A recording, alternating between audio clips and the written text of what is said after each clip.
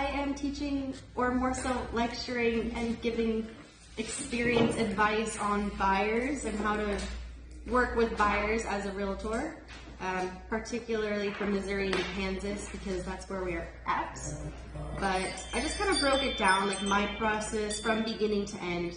So when you get some buyer clients, you're gonna probably either connect with them from like a referral, so like they might sort of know about you, or they'll be random from like Zillow, you know, Realtor.com, Office Lead, whatever it might be, somebody that you don't know at all. So I always recommend trying to set up like an in-person meeting, whether that's coffee, or you can bring them here to the office for lunch, or just office, and get to know who they are and what their process is. I do a little bit of that on the phone just so I can decide if I do want to work this or pursue it, especially if it is an online or like phone call and you don't know the person whatsoever.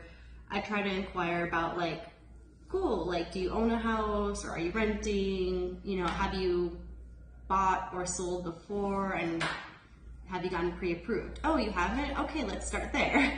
You know, because you don't want to start running around with somebody if you know they're not pre-approved, because that's a big question mark. What is their budget, or can they even get pre-approved? You never know, you know, the first time you talk to somebody on the phone, what their financial history is. So obviously it's nice to just get some feelers and trust your judgment from there. But yeah, always nice to be able to extend that into an in-person meetup before you start looking at houses. I just feel like it kind of sets a nice like relationship and connection, and then that way you can roll into like, okay, cool, so the next time we meet, we're gonna start looking, and then it's like the beginning of that journey. Or you could do like a coffee meetup and then be like, let's go check out these 2 or 3 houses after we get coffee. So that way you can still kind of have that like first time face to face.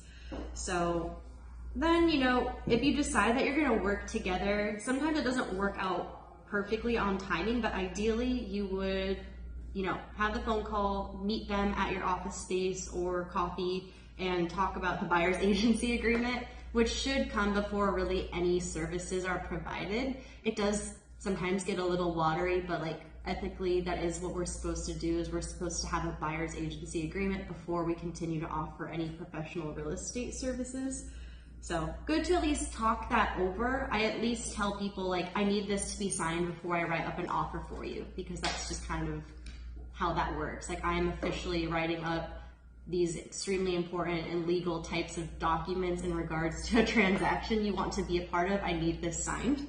So that's kind of like, at the latest, you definitely need it before any other types of contracts are signed and agreed to. And then again, after that, like buyer's appointment, I'll talk about, okay, what do you want? Bedroom, bathroom count? Do you want a basement, garage, fenced in, fenced out, you know, or like what kinds of things do they need? And then let them know you'll start an automated search on MLS, so you can plug in those, and then like location, square footage, all sorts of specifics.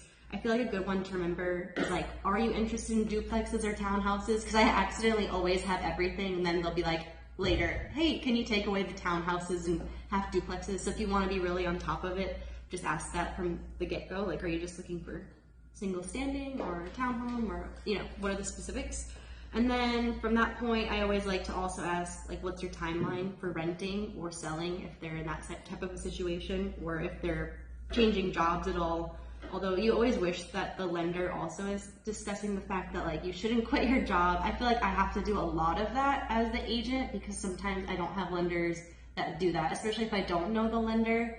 I've been in moments with my buyers where I'm like, you and the lender talked about like closing costs and what that might look like in addition to your down payment, and like make sure you don't take on a lot more credit or open any loans, or buy any furniture, or quit your job, because that literally happened to me last week, and my buyer had to go back to work. She had to go back to work till the end of the deal. And that's just how it is. Back to work. But thankfully it worked out, you know what I mean? So that's crazy. But it happens. And then as an agent, you're like, okay, let's improvise. You know, can you, like, what can we do? You're either gonna need a cosigner at that point, or it's all gonna have to fall on the person that you're buying the house with, like your spouse or your partner, or you're gonna have to go back to your job like nothing ever changed. But it has to be quick, otherwise the whole deal will fall apart. So anyways, important to talk about all these details. It just makes you more professional too if you can like approach your buyers and be like, this is what you need to have on your radar. Right. And don't worry, I'll keep reminding you, but like I told you at least once from the beginning. So you have a clear conscience as well, that you're doing your due diligence. So yeah, that's kind of it. Especially for a first time buyer specifically, I'll go down the whole process of like, when do you need, okay, we're going looking, when we go under contract, we need to supply pre-approval letter. And then once we're under contract, we're gonna have to submit earnest deposit. That's the first time you're gonna spend money on this transaction. Second time, you're gonna schedule your inspections. That's money out of your pocket that you're never gonna get back essentially. And then remind them, you know, the special things about earnest deposit, like 3 days, is it refundable, non-refundable, blah, blah, blah, all of those details. I'm trying to think if there's anything important about earnest. Make sure you get the title company information. Make sure you get the title company information. Just make sure your buyers, especially first-time buyers, understand what earnest money is and what it does and how it funnels back into your closing costs, and also what the consequences are if you breach your contract. Which is why you have a good realtor, so you don't. And I always like to tell people that, like, you know, make sure you read the paperwork, but also I am here to make sure that we never breach contract, because that's an awful situation. I never want to get into that situation. So I'm going to make sure that we don't, but also make sure you read this and know for yourself what's going on. And then, of course, I talk about what is an appraisal, what does that look like, and then I discuss, like, when we might have the opportunity to renegotiate or resolve or ask for things. So I always let people know if it's not in its present condition, we do have the right to look at the inspection and still cancel the contract. If it comes back that there's too many repairs needed and you can't afford that, you absolutely have the right to cancel. So that's like a moment where you can negotiate with the seller. Second time is with the appraisal, like if it comes in way too high or way too low, you know, you can discuss those things as long as you haven't waived the appraisal contingency. So if it's a first time buyer, go over all of those things so they understand the process and what offering will look like and what strategies they can have.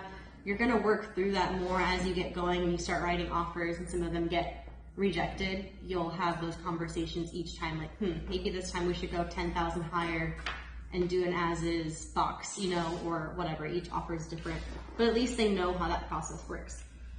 Okay, so yeah, kind of funnel into now, like step 2, we've started looking at houses. I always suggest that you track your miles. I use an app called Stride, STRIDE, and I track all my miles as well as all of my real estate expenses, and then that's what I use at the end of the tax year because it's all real estate related. Then I don't have to worry about saving other random receipts. Like if I spend money and I get an email notification, I'll just take the time right then and there, screenshot it, put it into the app. Or at the very end of the year, it is a lot of transactions, but I'll look back and make sure I got every single Supra monthly bill in there, every quarterly bill, you know, realtor MLS dues at the end of the year. I put everything that I spend money on. As far as closing gifts, I think you can only do $25, which kind of sucks as a tax write-off. But things like that you can put into the Stride app.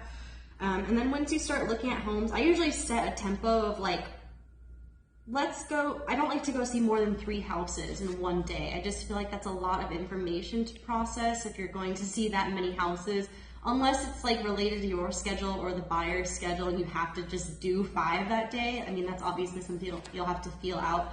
But I usually like to let people know, or if they send me like a whole list of houses, which happens all the time, like I found this on Zillow, sends you 10 houses, you're like, okay, where do I start? I'll look through those and narrow it down to 3 that I feel like we should do in that day. And if none of them work, then we'll do 3 more the next day. But I just feel like that preserves your energy and helps them make rational decisions so they're not taking in too much information and forgetting what they saw. Because I've also had that, especially during COVID when we'd see so many houses in a short period of time. Be like, but is that house, you know, the one with the red door or whatever? Like details would get all scattered. So I just think 3 a day, take notes on what you liked, or make mental note of what you liked and didn't like, and we'll just kind of take it at that pace. And I also feel like looking at houses is a good social media opportunity because you might find an inspiring like nook in the house and be like, oh, I like this. Let me put, you know, a moment of that on Instagram, or like, I like how this is staged, like all sorts of things. that people would like to see on your social media. And then also just like it shows your people that you're staying busy and that you're doing real estate. So little details like that. I feel like once you're out and about, it just gives you more material because you're doing your work other than just being a normal human in normal life. And also I just feel like starting to look at houses is kind of also about getting to know your clients and what they like. It kind of deepens that relationship. I always feel more like bittersweet at the end of looking for houses for 4 months and then you finally get one and it finally closes because you've been with those people for like half a year, talking to them almost once a week or several times a week. So if it's a quick process, you might not get to know your client as well, but you might get paid a little quicker, which is a nice thing. But it's like, I like the longer processes, so they're just more rich in connection. When do you ask for referrals for friends or family? What steps do you do, and how do you ensure that you get like their referrals in their business? I feel like I do it seasonally. Like if I wrap up doing a lot of business, then I might go back and just ask them to leave me like a Zillow review or, you know, let me know if any of their friends or family want to buy a house or things like that. I'm not the greatest at asking for referrals, but that's usually what I'll try to feel out a natural moment. Or like, you can ask just via Dotloop too. mm, You can just I'll have ask to for check a that review one on out. Once you get to being under contract, just try to keep your Dotloop organized and your SkySlope organized. They're not the most fun thing in the world, but it does make it a lot easier for your broker and transaction coordinator and for yourself once you plug everything in nicely and organize it. Like on Dotloop, I'll have separate folders like closing documents, commission documents, real estate contract stuff, and then like inspections, just separated on my Dotloop. And then I'll put this SkySlope email into Dotloop as an admin, and then you just click all those little boxes and send it to admin, your SkySlope email, which when you start a new SkySlope transaction, it provides you with the email, so you'll find it there.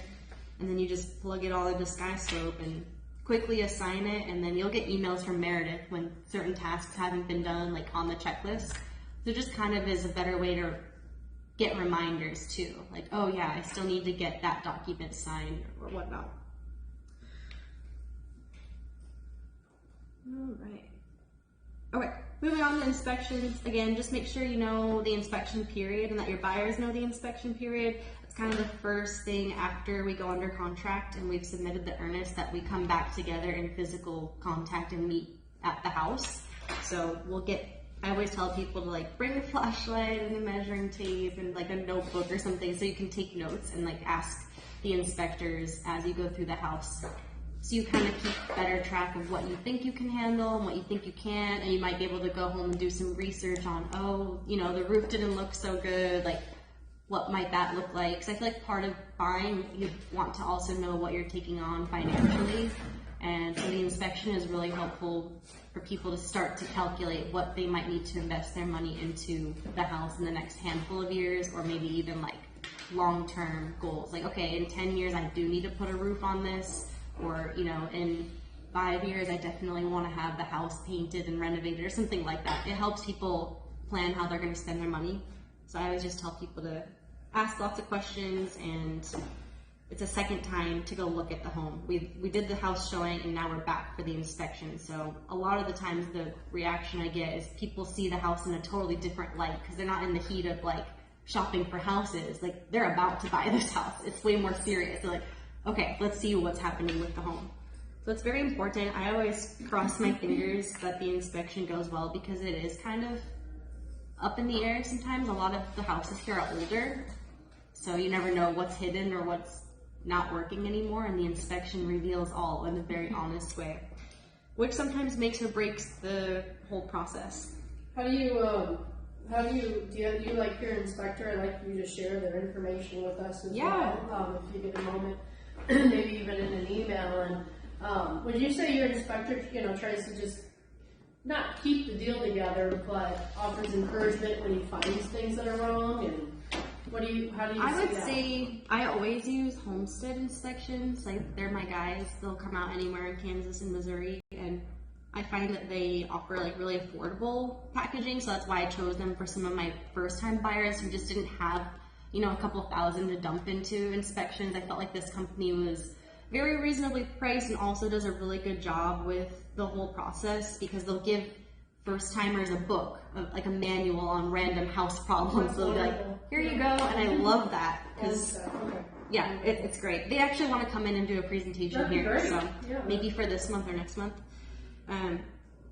What was the question? No, just when they find something that's like maybe not ridiculous, but also not what you're used to seeing, like how do they approach it, and then how do you kind of bounce off of that? I feel like they're really good at catching things that might not be all the way up to code or are dated systems that modern people don't know about, and providing like, okay, this is an older system. You don't necessarily need to replace it or repair it, but know that like these are the places that you can still get equipment for this or service or whatnot. And I've had a lot of good luck with that. And I also feel like they're very good at not scaring the buyers when there is trouble or like a problem area in the house, because every house has problems and that's kind of their approach.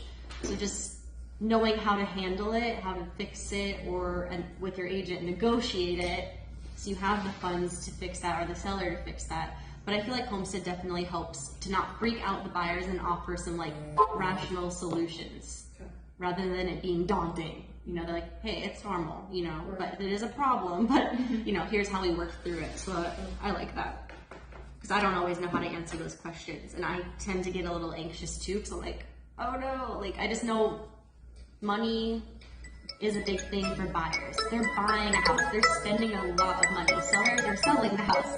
They don't always have to put any more money into it to sell it. But the buyers often take on a lot of responsibility, especially in this market, to just buy a house the way that it is and have to take on the burden of fixing it or keeping up with it.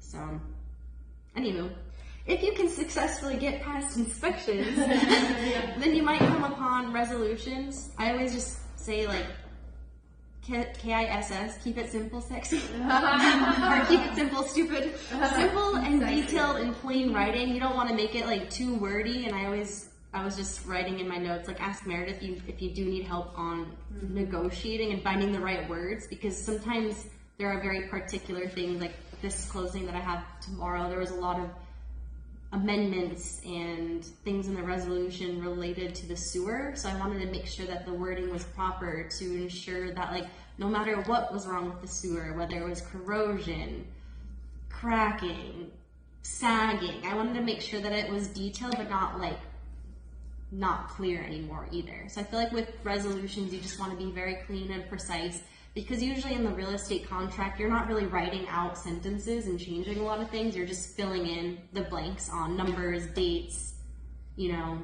check boxes, but you're not really typing out sentences. So I just feel like with the resolution, you do want to be careful and mindful to make sure it reads well, because you are putting into terms how this problem is going to be resolved. So you want to make sure that it spells out who's responsible for what, and that a licensed contractor is doing the work, or what the seller's responsibilities are specifically, as far as resolutions go. Because there's a lot of ways that you can negotiate at that point. You could ask the seller to pay closing costs. You could ask them to do actual repairs. You could ask them for a price reduction, or yeah, that's about it. Closing costs, repairs, or price. Those are the kind of big ones that you can talk about at that point. And then make sure you do talk to like title and lending to make sure that you're getting the buyer's basis covered. I recently asked for sellers to pay closing costs, so that was able to help the buyers a lot with just focusing on the down payment and then making repairs on their own with their own money. And being able to save that money on closing costs is going to help them make those repairs almost immediately when they move in. So that's the cool part about that. There's so many ways to go about it. The lender can let you know what amount of closing costs you can ask for, or title, they have an idea. So once we get past resolutions, the appraisal is going to happen. That's again another point in time where you might be able to renegotiate some things. But it is important, because whatever that number comes in, that's what the lender is willing to lend on. So if it comes in too low and you've offered $10,000 more than it appraised at, the seller might not be willing to negotiate that gap and realistically on that day the house was worth $10,000 less than what you agreed to. So that's obviously not going to make the seller very happy. Some of the time they're willing to drop it, but also if the minds can't meet there, then it can get somewhat complicated. I haven't had too much experience with appraisals coming in too high, so I feel like here in Kansas City, the area, the houses are usually like appraised pretty close to where I'm offering. So just make sure you're running comps when you write offers so you know what it's worth, and then you can gauge that. So yeah, if we get through everything. That appraisal comes in low, like, what's the... Normally, in my experience, it was only by like 1,000 or two, Okay. so sellers were usually willing to drop it. It might be more of a Meredith question for like a large gap, but in most of my experience, especially in this seller's market, it's always appraised at or just a little bit above. I only had one instance where it appraised, I think it was $2,000 less, and the buyers did have to cover that $2,000, but they had expected that, and we had already had the conversation, like, some of these houses, like, you want to offer really strong to get it, and you might have to waive the appraisal contingency to win this up against multiple offers. That's really just a strategy and a choice that a buyer has to make. If they're not comfortable with those terms, then you're not going to write those terms, obviously, but you might also not win, just depending on the situation.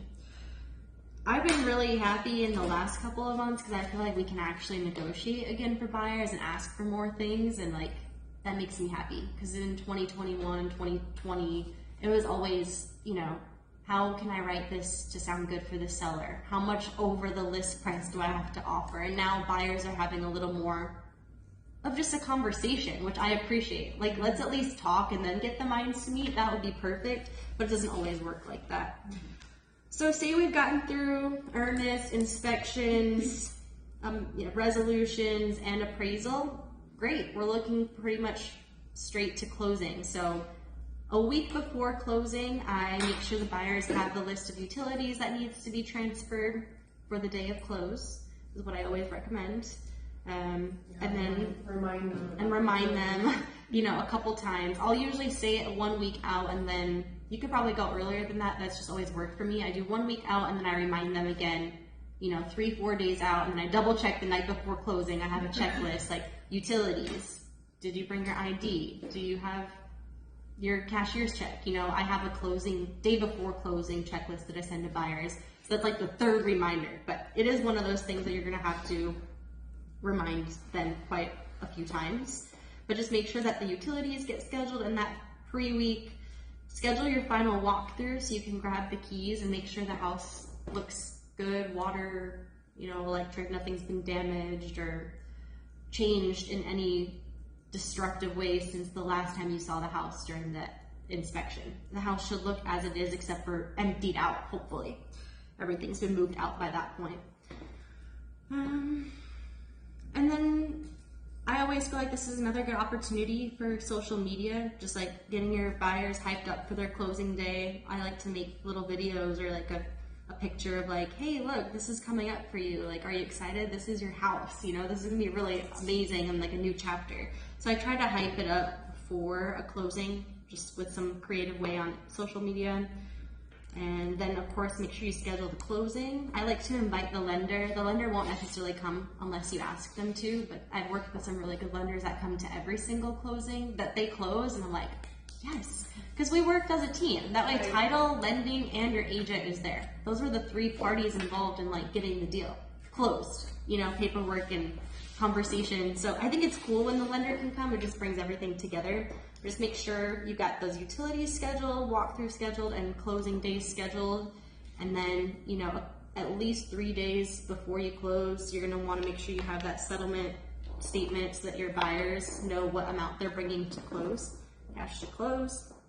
And then I also make sure to buy a closing gift in that pre-week, because I've also been in last minute situations and it's always a little stressful. You want to be chill and calm on closing day. So if you're running around like getting flowers and getting a card and writing a card and it's so like you can't even read it and you're spilling coffee in the car, I've done that way too many times, and then you're crying because you're like, there's coffee everywhere. I've had some not so graceful like moments, hours before closing where I'm just really frantic. But I feel like if you can come in calm, cool, and collected with all of your stuff, it's just a better experience for you and probably for them too. But yeah, get a closing gift. Again, I'm pretty sure you can write off $25. I usually do somewhere in $25, like $50, sometimes a little more if they're really special or special to me, like a family friend or some of my best friends. I bought houses in the last couple of years. I feel like I always spoil them a lot. But also, I meant to talk about, like, when you fill out your buyer's agency, make sure you include some kind of a transaction fee. I think it's $3.95 for our brokerage, but I always put it up at least $100, $150 for gas, closing gift, paying time and separate. You know, it's just a nice little extra thing at the end to kind of cover your material costs. Like, that's how I see it. My gas, you know, if I needed to get a water on the way to show you this house, like, those are kind of things related to this particular transaction that came, you know, out of the day-to-day grind of it. So I put that kind of into the transaction fee. If I know I'm going to be driving to Gardner a lot, yeah, I might put that up a little bit for gas or something of that nature. But don't overdo it. Some people will question it and want to know the conversation, and I am always happy to have the conversation. Just see what that number feels good for you. And yeah, sky slope, double check it. You'll get a final notification, you know, the day before if you need to plug in anything else, and then make sure it's completed by the day you're closing so you can get paid, because then that'll close out and go to Meredith and the bank, and that's a happy payday. So closing day is the best day, but also the sad day because you don't get to see those people very much after that.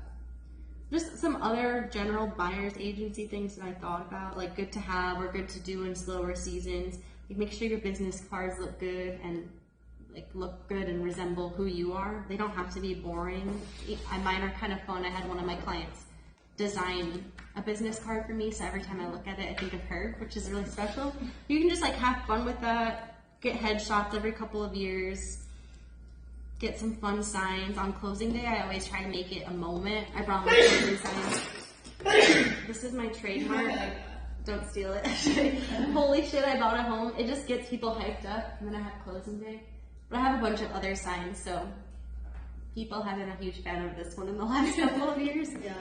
It's just fun. They get pictures of them in front of their home. Then, yeah. And framing it. Yeah. And printing it. So it's cool, and it's another moment to, you can blast it out on your social media. So I like to look back and see all the pictures and the memories from people's closings. And then you can also do like CMA stuff, just plugging in people, birthdays, and house anniversaries, that those go out.